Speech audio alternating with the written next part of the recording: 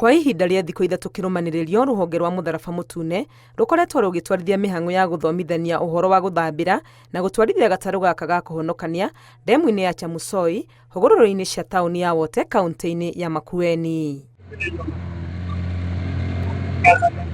Amongst the team, we have a number of skilled volunteers. We have firefighters amongst us. We have EM10 paramedics amongst us.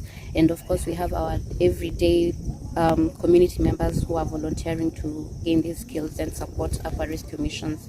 Mathomo maya marakinyanĩrio kaunti-inĩ cia Makueni, Machakos, Kajiado na Kitui, na thutha ũcio aikari a gũkũ nĩ mekwamũkĩra gatarũ kamwe karĩa kangĩhũthĩka mĩhang'o-inĩ ya ũhonokania mĩtino-inĩ ya mũiyũro. We are training the rescuers to operate boats to do boat rescues in case there is any water body drowning or any emergency that is occurring within the water bodies. Yesterday we are doing the boat maybe operations, and today we are perfecting.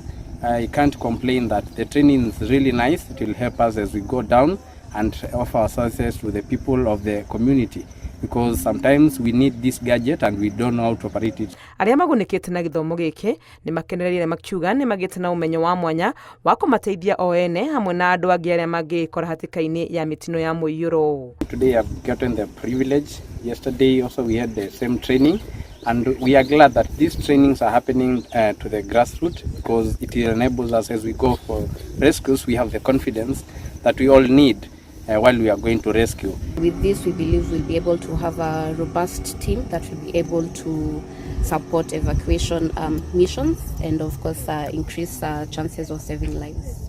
Gũkũ kaunti ya Makueni, mbura no iraura na gĩkĩro kĩnene, aikari magĩtarwo gũikara mehũgĩte na gwĩthema na ũhoro wa kũringa njũĩ iria ciyũrĩte.